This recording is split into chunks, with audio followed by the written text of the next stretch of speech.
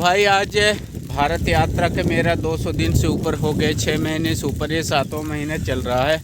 अभी मैं ये देखिए नर्मदा नदी के तट पर रुका हुआ था। पीछे पेमेश्वर महादेव है और अभी जा रहे हैं। कोहरा ठंडी बहुत ज़्यादा है। आज जबलपुर पहुंच जाएंगे। पीके के यहाँ रुकेंगे, एक दोस्त है उसी के यहाँ। इसके बाद वहाँ से अयोध्या निकलना है। हम अयोध्या की यात्रा कर रहे हैं ओमकारेश्वर से। आज 6वां दिन है अयोध्या यात्रा का।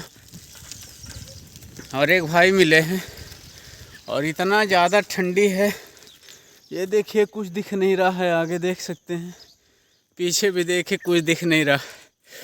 शरीर में सुबह सुबह नहाया हूँ, इतना ज़्यादा ठंडी लग रहा है कि अब क्या बताएं। ये देखिए ये घर ऐसा दिख रहा है धुंधला, बहुत कोहरा है और इतना ठंडी है।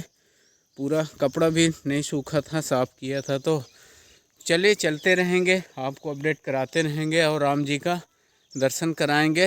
बने रहिएगा वीडियो पे। जय श्री राम।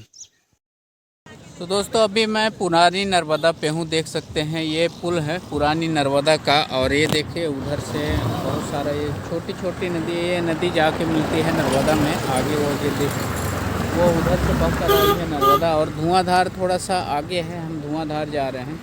ये पुरानी जो नर्मदा था, नर्मदा नदी है पुरानी नर्मदा, वहाँ बहुत सारे लोग देख सकते हैं कैंपिंग किए हैं। और हम भी अभी जा रहे हैं पुरानी नर्मदा में हैं। ये देखिए पूरा साइकिल वगैरह हमारा है। तो चलिए चलते हैं हम भेड़ा घाट, वहाँ जाएंगे। जो धुआंधार जलप्रपात भी है वहाँ भी जाएंगे। ये भेड़ा घाट है, आगे धुआंधार जलप्रपात है, वहाँ जाएंगे। तो चलिए चलते हैं, वीडियो पे बने रहिए। नमस्कार दोस्तों, फिर से एक नए वीडियो में आपका स्वागत है। आज हम बात करने वाले हैं मध्य प्रदेश के जबलपुर में स्थित भेड़ा घाट के बारे में, जो धुआंधार जलप्रपात भी कहा जाता है भेड़ा घाट को। तो धुआंधार जलप्रपात जबलपुर ही नहीं बल्कि पूरे मध्य प्रदेश का एक पर्यटन स्थल है। 10 मीटर की ऊंचाई से गिरने वाले इस प्रपात की छठा अनुपम है। इसकी उत्पत्ति नर्मदा नदी से होती है। यह सुरम्य प्रपात प्रसिद्ध संगमरमर की चट्टानों से निकलता है। वहाँ पे पहुँच गया हूँ। ये देखिए धुआंधार जलप्रपात का दूसरा नाम भी है धुआंधार जलप्रपात। भारतीय राज्य मध्य प्रदेश के जबलपुर जिले में एक झरना है। इसे धुआं झरने के रूप में भी जाना जाता है। जबलपुर से 30 किलोमीटर दूर स्थित भेड़ा घाट में धुआंधार जलप्रपात है। और मैं भेड़ा घाट में जो धुआंधार जलप्रपात है, भेड़ा घाट के पास नर्मदा नदी का पानी एक बड़े झरने के रूप में गिरता है। वे भी चल रही है। इस पार धुआंधार फॉल्स कहलाता तक जाने के लिए, उस पार जाने के लिए।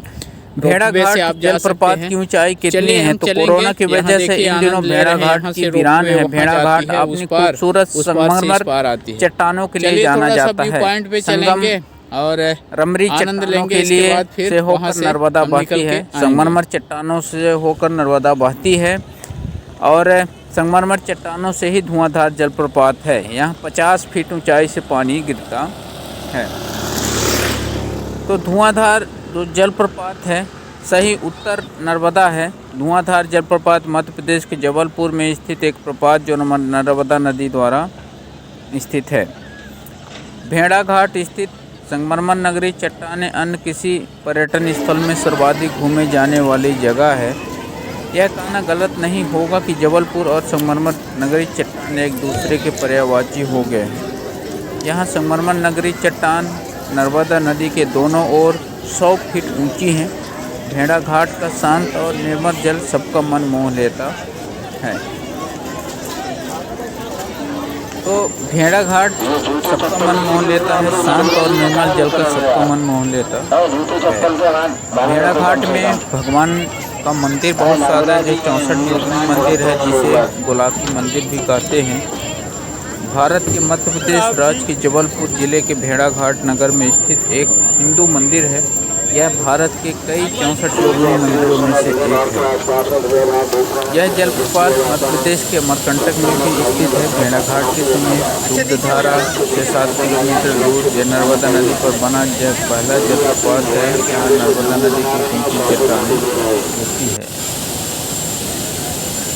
जबलपुर मध्य प्रदेश में मदन महल किला भी है। उन शासकों के जीवन की गवाही के रूप में खड़ा है जिन्होंने 11वीं शताब्दी ईस्वी में अच्छी संख्या में जबलपुर पर शासन किया था।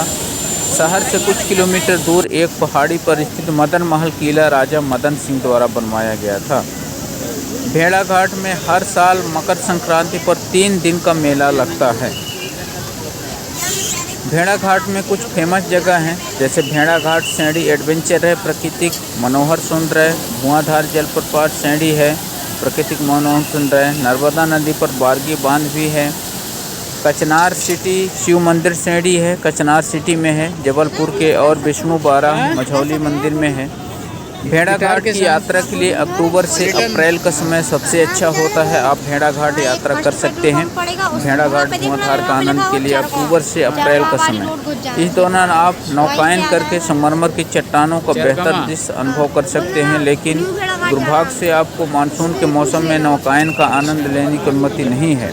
इस प्रकार भेड़ाघाट में अपनी छुट्टियों के लिए मौसम से बचना बेहतर होता है। नर्मदा घाटी में भेड़ाघाट तमेटा घाट भी है, एक लमेटा घाट, जो वहाँ परमहंस आश्रम है, यूनेस्को के विश्व विरासत केंद्र में है।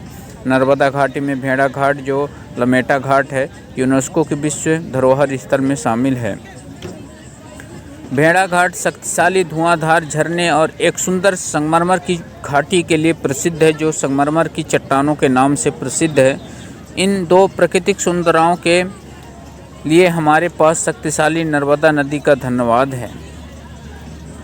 धुआंधार जलप्रपात भारत के मध्य प्रदेश के जबलपुर स्थित में एक जलप्रपात है। धुआंधार जबलपुर का राजा को बता देते हैं। राजा मदन सिंह द्वारा बनवाया गया एक पुराना गौड़ किला, जिसका निर्माण सामरिक उद्देश्य से किया गया था, जिसे मदन महल के रूप में जाना जाता है। जबलपुर का प्राचीन नाम त्रिपुरी और तेवर ग्राम था। यहाँ से नर्मदा नदी होकर गुजरती है, जिसके कारण भेड़ाघाट प्रसिद्ध है। नर्मदा नदी के 3 जलप्रपात हैं, कपिलधारा, दुग्धधारा और ये क्या है आंटी? कपिलधारा, दुग्धधारा और भेड़ाघाट 3 जलप्रपात हैं, जबलपुर में गुजरती हैं। नर्मदा नदी के 3 जलप्रपात कपिलधारा, दुग्धधारा और भेड़ाघाट धुआंधार जलप्रपात। विश्व पर्यटन स्थल भेड़ाघाट में गुरुवार को एक हृदय विदारक हादसा हुआ। गुरुवार धुआंधार जलप्रपात के पास एक महिला पहुंचकर रेलिंग के ऊपर चढ़कर नर्मदा नदी में छलांग लगा दी।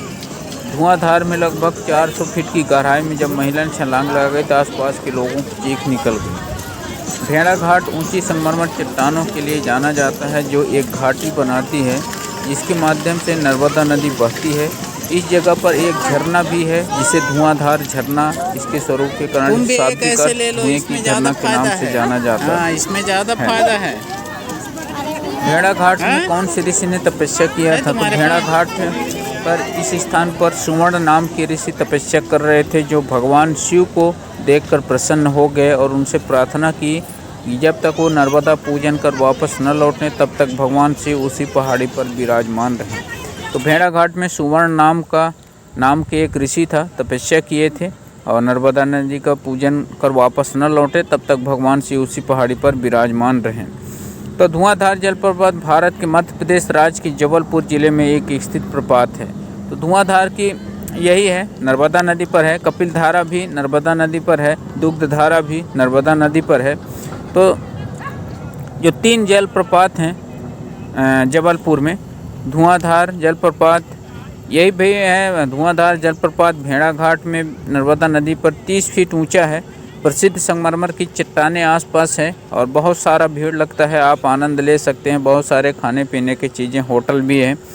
जो नर्मदा नदी पर स्थित झरना है और जबलपुर से 25 किलोमीटर दूरी पर है धुआंधार फॉल्स, और 10 मीटर इसके पानी नीचे गिरती है। वीडियो कैसा लगा? लाइक शेयर कमेंट जरूर करें और चैनल पे नए हैं तो सब्सक्राइब कर लें। नर्मदा नदी इसी तरह वीडियो हम कंटेंट उपलब्ध कराते रहेंगे। Thank you for watching this video. Bharat के मध्य प्रदेश के जबलपुर स्थित में एक जलप्रपात है, धुआंधार। जबलपुर का राजा को बता देते हैं। राजा मदन सिंह द्वारा बनवाया गया एक पुराना गौड़ किला, जिसका निर्माण सामरिक उद्देश्य से किया गया था, जिसे मदन महल के रूप में जाना जाता है। जबलपुर का प्राचीन नाम त्रिपुरी और तेवर ग्राम था। यहाँ से नर्मदा नदी होकर गुजरती है, जिसके कारण भेड़ाघाट प्रसिद्ध है। नर्मदा नदी के 3 जलप्रपात हैं, कपिलधारा, दुग्धधारा और कपिलधारा, दुग्धधारा और भेड़ा घाट 3 जलप्रपात हैं जबलपुर में गुजरती हैं। नर्मदा नदी के 3 जलप्रपात कपिलधारा, दुग्धधारा और भेड़ा घाट धुआंधार जलप्रपात। विश्व पर्यटन स्थल भेड़ा घाट में गुरुवार को एक हृदय विदारक हादसा हुआ। गुरुवार धुआंधार जलप्रपात के पास एक महिला पहुंचकर रेलिंग के ऊपर चढ़